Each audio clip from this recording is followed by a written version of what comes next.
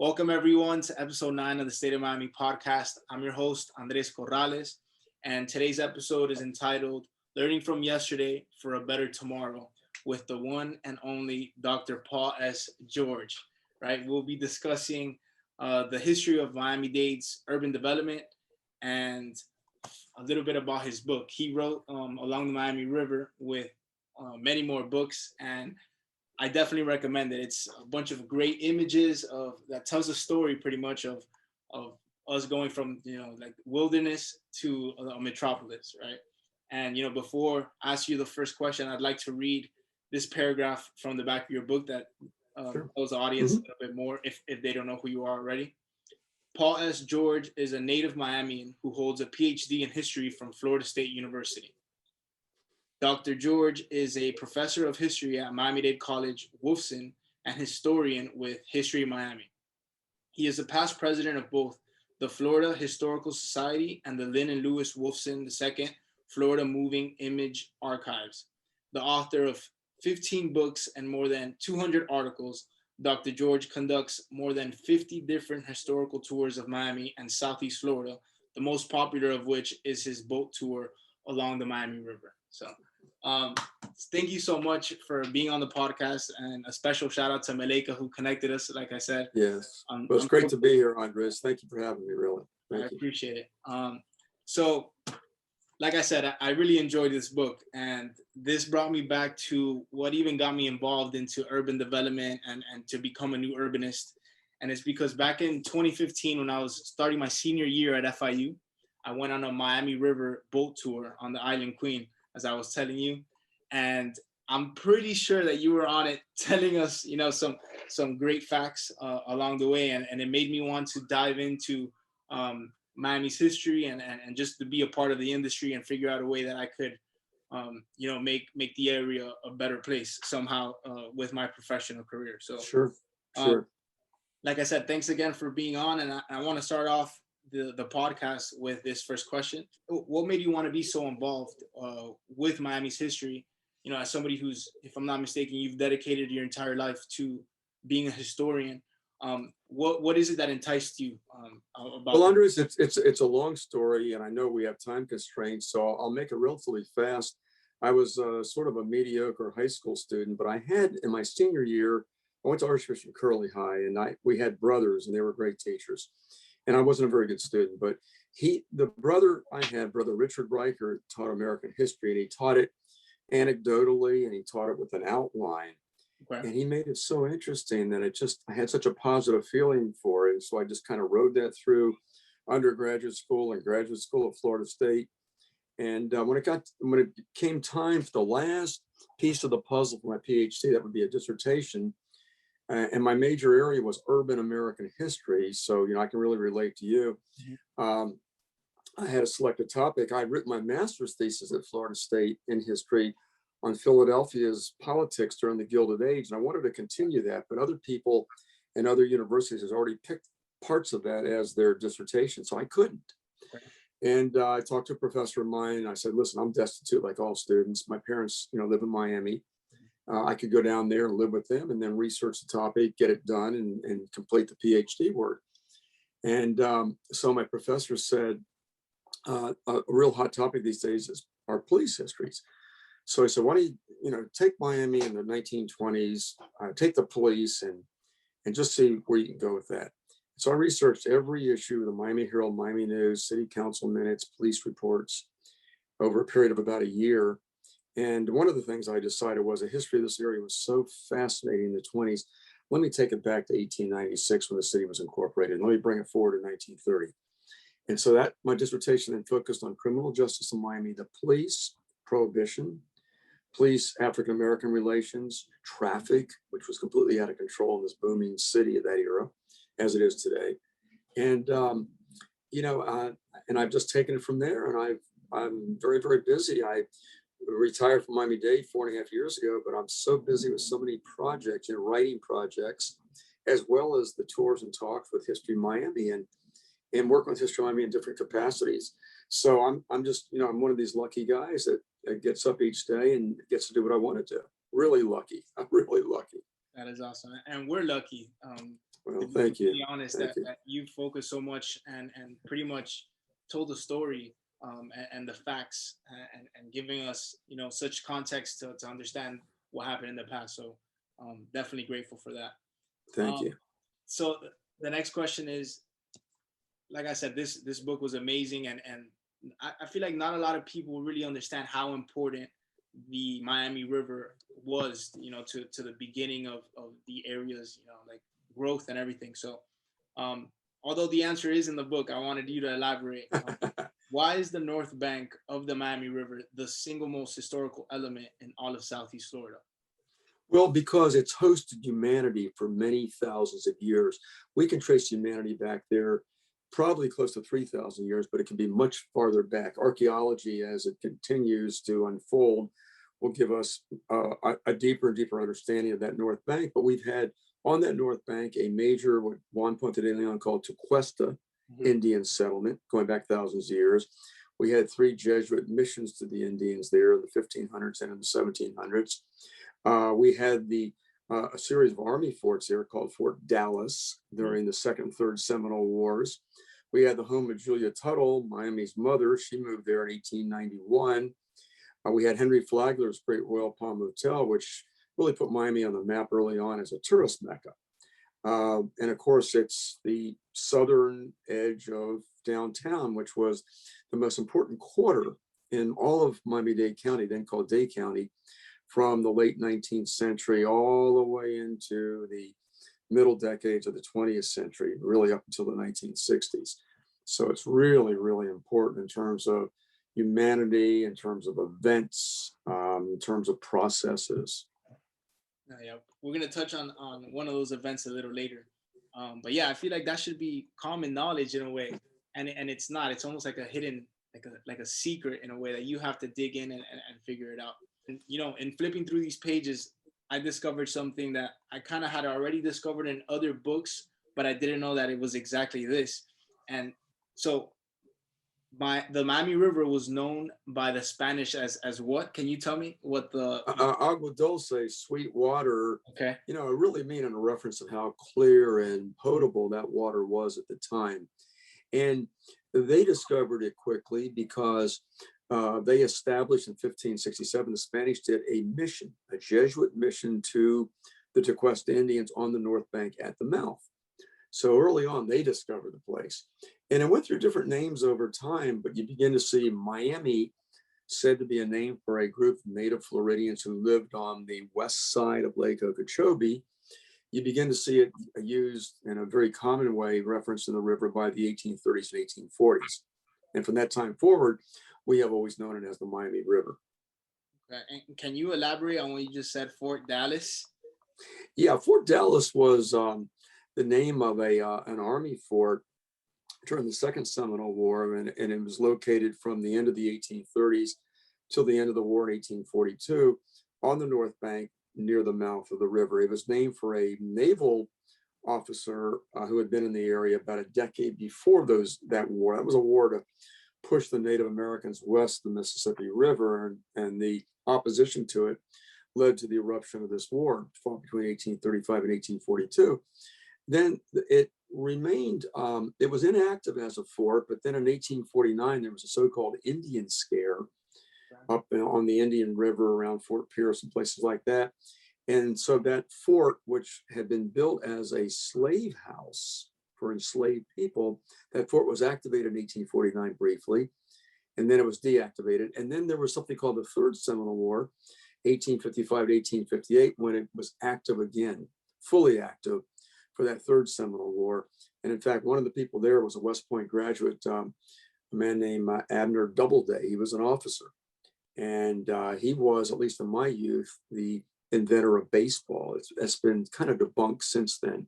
But he oversaw the construction of a military road through the wilderness, through the woods, from the Miami River to the south bank of the New River in Fort Lauderdale, about 25 miles away, from Fort Dallas to the south bank of the New River.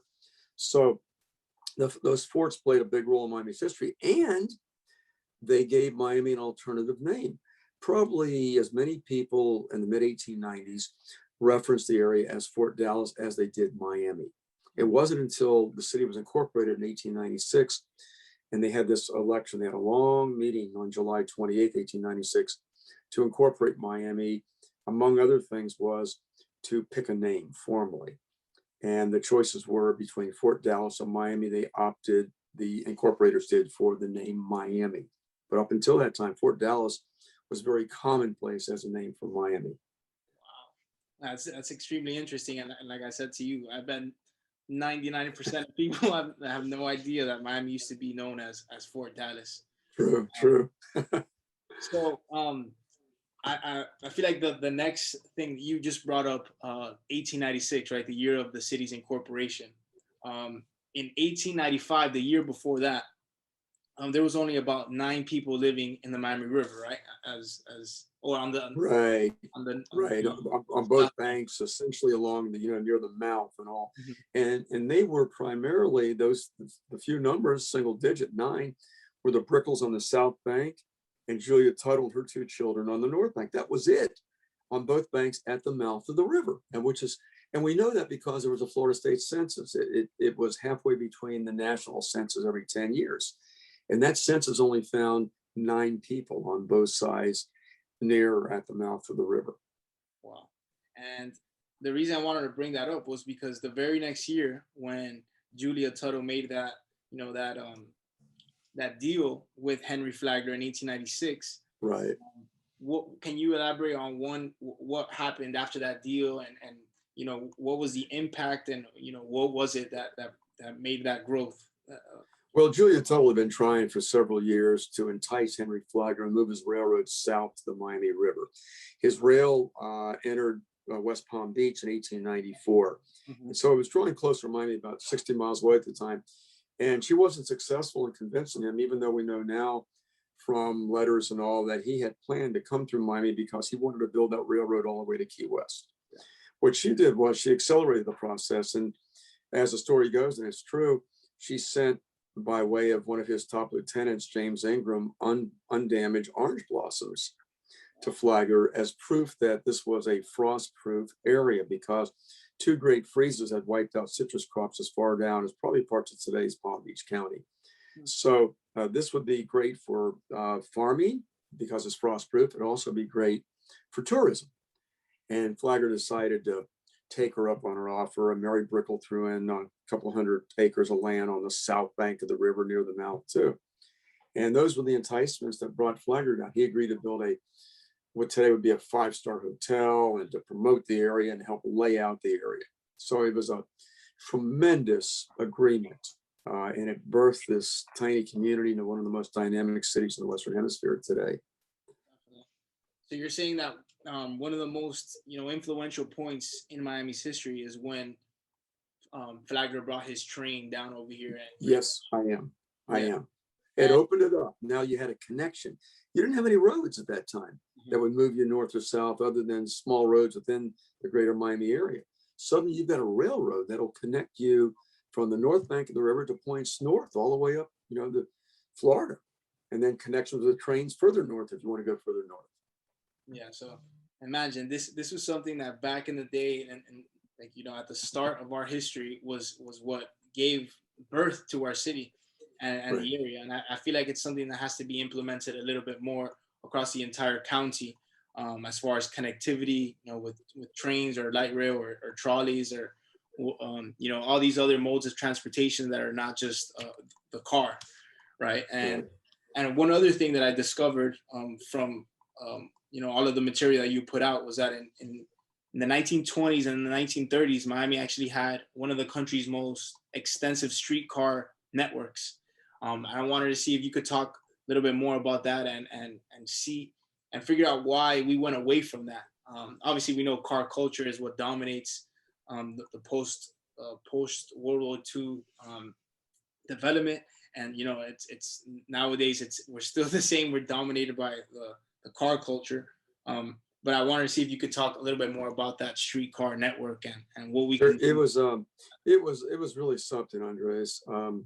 Well, there was the first attempt to operate a trolley electrified train in 1906, 1907, and it was developed by the Tatum brothers, who were early developers of Miami, very important people in its early history. And it only went for about 2 blocks east and west on today's Flagler, then called 12th Street. And then they went out of business within about a year and a half, or even less than that. And then trains, electrified trains, trolleys came back in the late 1910s, and the system just grew through the 20s because the area boomed in the 20s until there was a collapse of the real estate market in 1926. And so you had a train system that George Merrick, who created Coral Gables, had an extensive train system that came down Coral Way to downtown, came down Flagler Street to downtown, went west on Sunset, west on Burb, which were really just about undeveloped areas. You had a train system on Miami Beach that went all the way up around today's 41st Street and Alton Road and came into downtown Miami, then turned around and went across what we call today the MacArthur Causeway, then called the County Causeway, back to the beach. And then, of course, you had the Miami system, which went into today's Little Havana, went into today's Buena Vista Design District, went through Wynwood, or on the edge of Wynwood, Northeast 2nd Avenue, Northeast 1st Avenue, went through Overtown, just an amazing network of trains. And the last train to operate was in 1940. And they went out of business. As you've indicated, we were a growing car culture, and we were a sprawling area already. And of course, I think it was helped along by the automobile manufacturers out of Detroit, who wanted more and more business. And if you can put a train out of business, you might force people to buy a car. Exactly. And this happened throughout the United States. So by 1940, those things are gone. Today, it's interesting because of the half-cent penny tax that was passed by Miami-Dade County voters in 2002. We have these rubber-tired trolleys that run in various communities, and they're subsidized in large part by that half-penny sales tax that was approved in 2002. You've got them in Coral Gables, you've got them in Miami. I mean, you've got them in many different places now. I see them all over the place. And it's helpful because they're free. Even before the pandemic, they were free. Mm-hmm. I boarded one. I've got a bunch of cars. So unfortunately, I'm one of these people swept up. I've got a bunch of children. They have cars. Mm-hmm. But it seemed like everybody was using a car last week or whatever. And one car was in the shop. So I hopped on a trolley. I live in Shenandoah. I walked up to the Tower Theater at 15th Avenue in Southwest 8th Street, Cayocho, boarded a trolley. It took a while, but it was kind of fun to sit on that. And they took me up to, and you'll love this, they took me up to the Brickell Avenue station. Brickell Avenue station has both Metro Rail and Metro Mover. I said to myself, well, I got to get down to the library and do some research. What's the fastest way? I said, the fastest way is not going to be Metro Mover there. It's going to be Metro Rail. And I can ride it free. Mm-hmm. So I went up to the top, the trolley went up to the top with the escalator and all. The Metro Rail train came within 5 minutes. And the next stop was downtown, got out, walked across the street to the library into History Miami, where I was doing research. So this all happened, very quickly. And I could see the connectivity. And one of my favorite lawmakers in the community is Eileen Higgins, who is a county commissioner, and she has jurisdiction in the area that we're in. She uses public transportation to get around all the time, and she's done quite well. Okay. This is her second time in office, and it's an incredibly powerful position, a Miami-Dade commissioner, because the county is so huge. It's the 7th largest county in terms of population in the United States. And Eileen gets around all the time by public transportation. So, it's been great. It's been great. It really has been. Yeah, I feel like I think she's one of the only commissioners that actually lives that lifestyle and commutes. You're right. Actual trains and stuff. We need You're more right. of those. We need more commissioners like her. We do. Because the future of the county pretty much depends on how we grow our infrastructure for transportation. Well, it truly does. And I know that's your bailiwick. And, I read religiously the newspapers, including the New York Times, which gives me a great national, international perspective. But one of the papers I read religiously comes out weekly, Miami Today. And they devote a lot of articles and even editorials to transportation. And I'm clipping all the time. So I got a pretty, considerable clip file just in the last couple of years on transportation. And it's so fascinating what's going on We desperately need it. We sprawl from Aventura to Homes, from Aventura to Florida City has to be at least 50 miles. Yeah, So how are you going to get from Aventura when you have a business appointment down in Florida City? I mean, it's going to take you, day and night if you're going to drive, and it's not fun. So we need more connectivity. For sure. I actually read the Miami Today frequently as well, and they recently published an article talking about the South Bay Transitway corridor, the bus rapid transit project that's coming, and I think that's going to be revolutionary, because that's going to connect Dayland South Station all the way to Florida City, and there's going to be like some express, services and different kind of buses that are almost like a metro rail, except they're on wheels. Bus rapid. I think you're 100% right on that, Andres. And I don't think people right now can appreciate what the impact that will be. We got to get out of cars and we got to start using mass transit, especially if it's a speedy mass transit. I presume it's going to run along that busway. They're going to extend the busway down there. And boy, I'll tell you, that's the way to go. You can sit in those buses, whatever, read the newspaper and be connected, and then to metro rail. I think it's going to be great.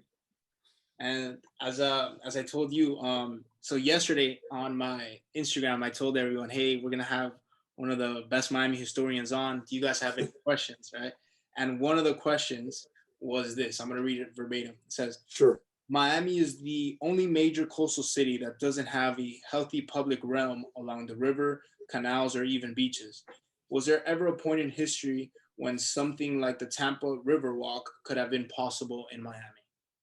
Well, that's a great question. And we really have not until recent decades thought about how important that is to have a walkway along the river. We build hotels on the east side of Collins, on the east side of, well, we've been spared Ocean Drive, except the very lower parts of it, they have hotels. We didn't plan things the way we should have, but we do have something called the Trust for Public Land that has acquired strips of land along, at this point, the north bank of the river, and they put up historical markers on both banks of the river. They give us a better sense of the river's history and all, and create some open space. In other words, on the western edge of Lummis Park in downtown Miami, you've got open space there, you've got a docking area there. But the problem is, we got into this kind of late, but the Trust for Public Land is a really good, incredibly well-intentioned organization with some funding. But we got in late so that there's a lot of businesses and even homes that are right up on the river. So you can't get rid of them. So we don't have that continuous walk. I will mention something to you. In the second half of the 70s, we created a river walk from roughly on the north bank of the river from the Miami Avenue Bridge up to the mouth of the river, and then it goes all the way around and runs parallel to Bayfront Park, and it goes up to at least the PAM, the Perez Art Museum of Miami. Right. It's a lovely walk. It was completed, the river part was completed in the early to mid 1980s. That is a walk. The problem is when it was completed, hardly anybody came to it. Downtown, while it was busy in the daytime, it just had nothing going on at nighttime. And today, downtown is just awaiting its next iteration. It's really quiescent, which is ironic. There's very little retail. There are some restaurants. But here's the thing that is the game breaker here that's going to make downtown robust in, I'd say, 10 years. Thousands of people either are or will be living downtown. For sure. And they're young like you, and they're going to demand something more than what they have right now. So even that river walk could become important again, as it should be. But it was a terrific idea. I think it grew out of the bicentennial observances that we and every other city undertook in the country back in the mid 70s. So now that you say that, it brings a few thoughts to my mind. I definitely believe in the revitalization of downtown Miami, and I think that's going to be a major drive for us to move forward and really become, this world-class city. Do you think it would it's feasible or actually like a real thing for that to be our tech hub, like they're planning, pretty much like downtown Miami? That specific, it's Flagler Street, the one that leads into Bayfront Park. They already have, I think it's like 50 properties by one specific developer that he's trying to make it a tech hub for real. And I think some already are under construction, if I'm not mistaken. Do you think that's something that can actually be part of Miami's, economy, being part of like this like tech hub, if you will? I think it's incredibly feasible, Andres, and I think it's going to happen. And I think you're talking about Moist Mana, who's done so much in Wynwood and all. And we have seen in recent years that more and more tech operations have relocated in the area. Now we're seeing even more financial concerns that are national, international, opening up major branches, if you will, in the Miami area. I can definitely see as a tech hub. In fact, what Mana's done is he's bought a lot of stuff and he hasn't really rented, say, the street space, the ground floor space, in anticipation of what he wants to do. And it's maddening because it's never been deader downtown in its history. And yet you've never had more people living downtown because the high-rise condos from the Boulevard West around that big train nexus now, around Miami-Dade College. I mean, it's unreal what's going on. So it's only a matter of time when these thousands of people, a lot of them very young, are going to say, what's going on? We need something in our neighborhood. Give me a Starbucks, give me a first-rate store to shop in, give me a great restaurant. These things have been put on hold with the pandemic, but we've seen some old buildings like Walgreens and the original Federal District Courthouse being retrofitted into bars, into music areas. It's coming, but it's exasperating for a guy like me who grew up as a boy when downtown was the center of everything, and to see it now is really sad. Plus, I taught at Miami-Dade College for 30 years in downtown. It wasn't robust at night, but it was robust in the daytime. I've been associated with History Miami since the 80s. And, I saw that same thing. It was robust in the daytime. Now it's not, but it's going to be. And I think it's going to be a tech hub. And I think Mana has tremendous vision. I'm really counting on him. And I think it's going to work. Yeah, I think what he's done, pretty much assembled all of that throughout the years. I think it's going to be something that a lot of people don't really see coming, but it's only right. If you look at it from like an aerial view, it reminds me of Barcelona's Las Ramblas, how it ends on La Rambla del Mar. It goes to the sea pretty much. I've been on it. It's great, that Las Ramblas. Yes. It's great. Been on it. Flagler literally just goes east, and then the Bayfront Park is right there. I think it'll be a great place to have some kind of hub, but then also to shut it down for vehicles and have it like a pedestrian promenade kind of thing. I think that'd be great. That's been bandied about in the last 10 years, that whole idea that certain festivals might enable us to, close off a portion of it. But, really, as Flagler goes, downtown goes. You got that right. We had a gorgeous library building, probably not in the right place, in a park, Bayfront Park. It was built in 51, it closed in 85, they leveled it in 86. One of the reasons why they leveled it was right there at the Flagler Street nexus. So how could you block the view of the bay and the park from your main street looking east? Somehow that was allowed to happen by the city back at the beginning of the 1950s. And it really spelled the doom of that building 35 years later. So yes, we need to keep that open. And, it's interesting, Andres, I'm not young, but you are, and you're going to see a lot of this stuff that we're talking about. Every great city, I know it's a cliche, has to have a robust downtown. We've got an area north of downtown now, Miami World Center, that's booming there as new things come online in construction. Brickell and south of downtown is absolutely outrageous what's going on there. The critical mass of people out on the sidewalks and streets, it reminds me of Manhattan. I'll stand on the second level of Brickell City Center and kind of look south, and I'll tell my wife or whomever, I'll say, this is just like, as a street in Manhattan I'm looking at, and that would be South Miami Avenue in that area. I can remember when it was quiescent in the 1980s and even 1990s. So I actually want you to elaborate on that if you can. You said, was it around that time during the 1970s that downtown Miami started dying? Yeah, that's a great question. Downtown Miami was the only game in town for serious retail, for spiritual visits because the churches and a synagogue were downtown, right, for the professionals, whether it be attorneys, physicians, dentists, whatever, and for major retail. It was the only game in town. What happened after World War II was we, not just Miami, as the nation, entered an era of tremendous prosperity. we as a nation had a lot of green space. We started building out, as opposed to European nations that build up, we were building horizontally. And so people moved far away. And as they moved far away, entrepreneurs would build shopping centers to take care of their retail needs. And it drew a lot of people away from downtown. And even though downtown was the only game in town from, say, the latter part of 1945 when the war ended, you begin to see troubled spots. That is, that sales are beginning to go down overall in stores by the mid-50s downtown.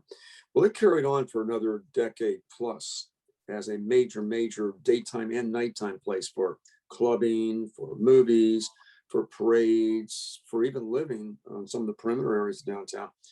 But by the end of the 60s, it was in deep trouble. It essentially shut down at night by that time. It still remained robust in the 70s and 80s and into the 90s in terms of, retail. You had Bird Eye's, the finest store around, but you could see the trouble spots were growing, and it's just, the last 15 years have been really tough, really tough. So during that era, that's when Miami was pretty much like the highest in crime as it's ever been, correct? Would you say? Well, it's interesting. The so-called Paradise Lost Time magazine ran a cover story on Florida in late November of 1981. And, we were beset with gangland, cocaine, gang-related killings.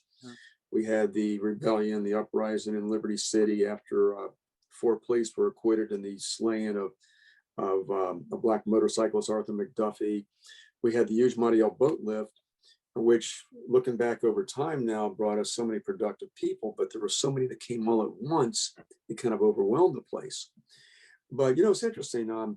There was a wonderful criminologist out at FIU, and he contacted me eons ago. And he said, I need your historical perspective because I'm going to look and see what it was like in terms of crime and death by a violent accident, and even suicides in the mid-20s during this great real estate boom, and how it compares with 1980-81, which supposedly was Paradise Lost. We did a lot of research on it, came out with an article, picked up by the newspapers, even as far away as Australia. Reuters was out there in Australia with it. And what we found is that the rate of crime in Miami, the greater Miami of 1925-26 was almost 3 times as great, say homicides, almost 3 times as great as it was in 80-81. Suicides, greater per capita in 25-26 than they were in 80-81. So, history can give us solace. History can make us feel better about things.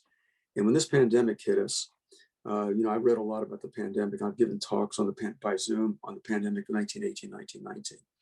And it's made me feel better because they went through the same thing. They had anti-maskers, schools closed, movie theaters closed, houses of worship closed. They didn't have the vaccine that we have. And so, they gained herd immunity. That's what really put that out of commission.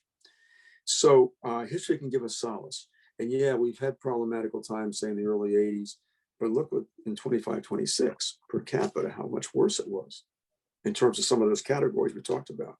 Wow, that's surprising to me. I thought it was going to be the 70s the most. But with what you just said about the video that you made speaking about pandemics, I actually watched it. And oh, you did? Yeah, that's good. One thing that you said that caught me by surprise was that back in the day, they only closed down for, what was it, about a few weeks to a month? Absolutely. That's the amazing thing. In Miami, they closed down from at the end of the first week of October, and they essentially reopened before Halloween night for trick or treat. Now, I was born on Halloween, so I can appreciate trick or treat. But they reopened in time for trick or treat. That is the schools and the stores and what have you. So it was a different animal. Obviously, the population was much smaller, but it hit pretty hard. And there's a wonderful article that's written on that by a contributor to something called Tequesta, which is the Journal of History of Miami. I've been editor for 26 years. We published it on the eve of the pandemic, having no idea what was coming. And that was about the pandemic, the so-called Spanish flu of 1918, 1919. But again, history can give us perspective, and in this case, solace, made us maybe feel a little bit better that, we'll come out of the thing anyway. Sure. Yeah, even if it's, a few years down the line. Right. What's one thing that you think, the present and the future of the population needs to keep in perspective and learn from history, especially Miami's history, for us to move forward in the best way possible. Well, there's a lot of things, we got to deal with sea level rise. We're one of the most vulnerable places in the Western Hemisphere, and that could really put a damper on a lot of growth and development. That's for sure.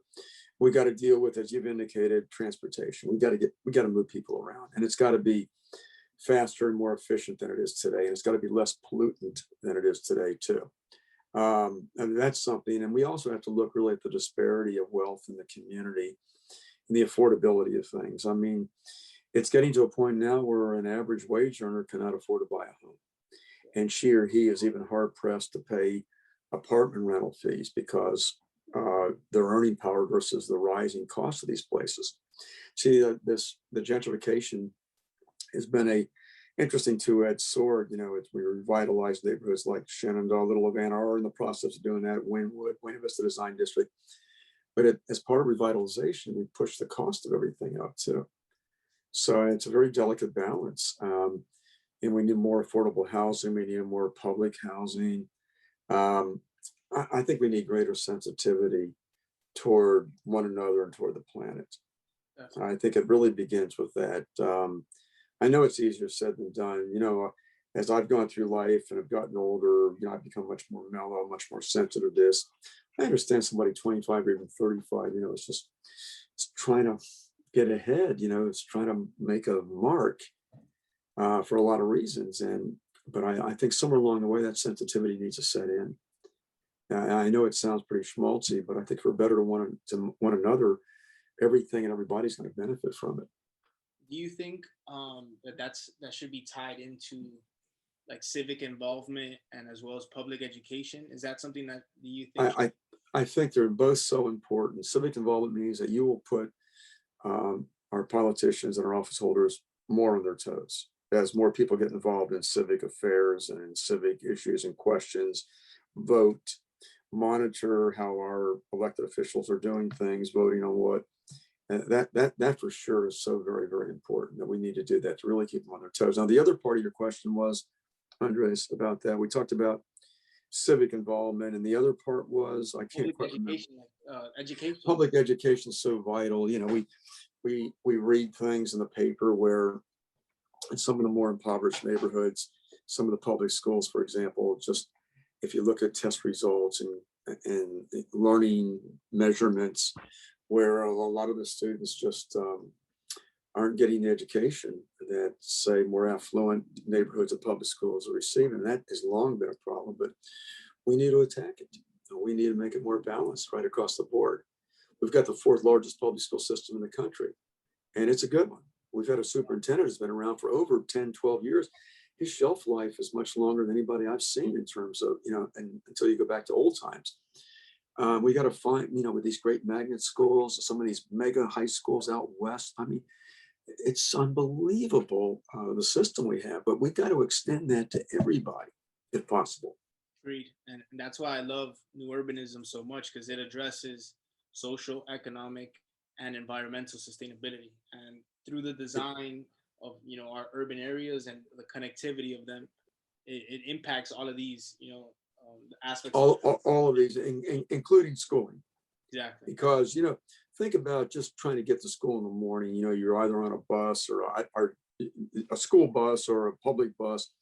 Think of the energy and sometimes the frustration just getting to school and getting back from school, and how that impacts what you're doing in the classroom. Of course. If you can make that smoother and quicker and safer, you've got a student who's better prepared for that day's work. Yeah. And then just the way that, the area is designed, most people in my generation had to get dropped off by their parents or maybe a bus, but previous generations would have walked to school, right? And they would have walked to school. They absolutely would have walked to school. And I know that, we've driven our children to school and all, and, it's a problem just getting there in the morning, especially if you have something to do afterwards in terms of work. But you're right. It's altogether different. It really is. We are so young as a city that we are built, as you've indicated, around the automobile. And if you think we're built around the automobile, take a look at Broward County. I've done a lot of history work in Broward County for a couple of decades. Fort Lauderdale only incorporated in 1911. The county only became a county in 1915. They are even more wedded to the automobile. They have even less mass transportation than we do to get around. You were completely enslaved by the automobile in that county. Yeah, definitely. And that's the reason why I created the State of Miami, podcast, and the platform, because I feel like so many more people need to understand how urban design affects their quality of life in so many aspects Yes. and the area that we live. Yes. And I want to be respectful of your time. I know we only have a few minutes left, so I want to just touch on this last question, right? We spoke about how in 1896 we had a very small population, and since Right. then it's been booming and booming and booming and booming. Um, these things and issues that we just spoke about, like density and transportation, these are the answers that we need to apply to make sure that the issues that we currently have don't continue exacerbating or getting worse and worse. Right. Right. Right. How did like the people back in the day adjust or deal with the population boom? Well, it's interesting, and we've been a very fast growth place. If you can imagine this Dade County in 1890, according to the U.S. Census, Dade County then stretched from the northern Florida Keys to the St. Lucie Inlet. That's how vast it was. Dade County at that time had less than 1,000 people. Dade County just continued to boom. Each decennial census indicated that. After World War II, it just exploded. We had about 490,000 in 1950, and that was probably a 60-70% growth figure of 1940. We had 1 million people in 1962, 2 million in 1994. It slowed down a tiny bit recently. We got about 2.72 million now. So, we've always boomed, and it's been a struggle coping with it because we haven't gone vertical in different neighborhoods in downtown. Now we are going vertical, which is so interesting. And this could make it more effective for driving. We just went horizontal. We just spread all the way out. All these new suburbs and the way they were marketed and the affordability, the GI Bill, things, the general affluence of society, much more affordable housing once upon a time. So we just kept moving out and out and out. But that exacerbated our problems of getting around. I mean, you're living down in Palmetto Bay, but you work on Miami Beach. How are you going to get over there? What a trek that is. Yeah. And people face this 5 days a week at least. Yeah, definitely. So, it's a problem. So we have just sprawled. That's the main characteristic of this great population growth has been it's promoted a greater and greater sprawl as the years go on. Now people are respecting the history and just the overall well-being of these center city neighborhoods, the tall trees, you can walk to retail areas. So, if we can afford it, many are coming back, especially young people, to the center city neighborhoods, which for me is really exciting. Definitely. I agree. So I really hope it's this new generation that puts the pressure, how you said, puts the pressure on the elected officials, and through their actions and lifestyles, not only demands it, but lives it. And yes. I hope that we are the change that that takes Miami to the next level. So I think we have time just to squeeze in one more question. Sure. Of course. So I've been reading this book, and you said you read it a bunch of times. Yeah, it's something it's been like incredibly impactful for me to learn about how this entire area was, the Everglades, and by man draining the Everglades, is how we created, these urban areas and suburban areas.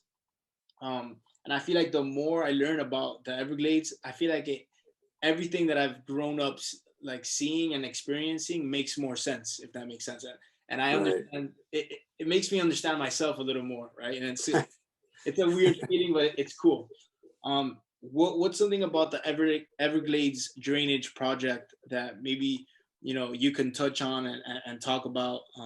Because I feel like that's not something that, like I said, it's not something that's widespread knowledge about the Everglades being drained. There's a couple of things, Andres, that come to mind right away. Mm-hmm. I'm living right now on the Atlantic Coastal Ridge. I'm living in an area that's elevated vis-a-vis the Everglades for about, and it really varies according to where you are, from the bay inland for maybe 3 to 4 miles, or maybe sometimes more in some cases, was an elevated area where people lived. And then beyond that was the wetlands, the swamp, as the book is named. And so Everglades drainage began in 1906 off of the North Fork of the New River, and you began to push then that wetland farther west. And the initial impetus for it was to create all this, what they thought would be really rich farmland. The reality's been, it's created suburbia. As you drain these lands, and as the years and decades have gone on, we built more and more in these areas. So Everglades drainage reduced the size of the Everglades from roughly about 4 million acres south of Lake Okeechobee down to Florida Bay to about 2 million acres. About 1.4 million of those acres, thank God, are part of Everglades National Park, so they're preserved. And then there's Big Cypress National Preserve that's immediately northwest of Everglades National Park. So without the park, God knows what would have happened. Developers might have gone out there and just continue to drain and all. So the initial impetus was to create farmland. That hasn't happened. What it's done is it's created one of the largest regions in terms of population in the United States.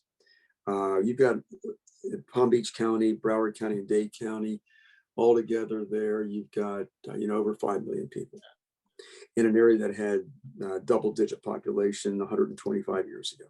So it's been absolutely amazing what's happened. Drainage has led to these behemoth populations in these counties, one after another. And it's altered the environment dramatically. And it led to the creation of Everglades National Park, which has been a real plus. We would have been a series of small settlements from the bay inland for 3 or 4 miles along the southeast coast of Florida, had it not been for Everglades drainage. Completely different character from what we have today. Yeah, so that's something that I would love to talk to you about a little bit more as soon as we finish this book. It sounds good. Sounds good. But like I said, I'm very grateful that you joined us today for episode 9 of the State of Miami podcast. It's been truly an honor, and I've learned a ton from you, and I hope to continue, learning more about Miami's history, so we can make it, a better future for Miami, for everyone. So. Well, let's stay in contact, Andres. I'd be happy to meet and chat with you. I am doing a Zoom tour with History of Miami Friday in the evening on downtown. It's history and archaeology and architecture, and I'm going to try to invite you as my guest. I would love to. I'd appreciate it. It's open to the public. They might really enjoy it. It's very, very affordable. $5 for museum members, $15 for the general public. And I do have a book signing, I think between 1 and 4 on Brickell Avenue at a barbecue place on Sunday. It's a book I co-authored on the Brickell Avenue neighborhood, going back to early times, with the Miami Circle and all that. And if any of our listeners are interested in that, they can always call me at my cell phone is 305-206-4025, 206-4025. Love to have you. But listen, thanks for having me aboard. This was so much fun and very, very invigorating, very stimulating. I appreciate that a lot. Thank you, Dr. George. Thank you very much. And I hope to, I'm going to make it on Friday and Sunday. So sounds good. Both of those sound good. Okay. And I'll be in contact with you between now and then. Okay. Okay. Thank you very much. I appreciate it. Thank you, Andres. Great Thank our audience too. Okay. Thanks. Bye-bye now.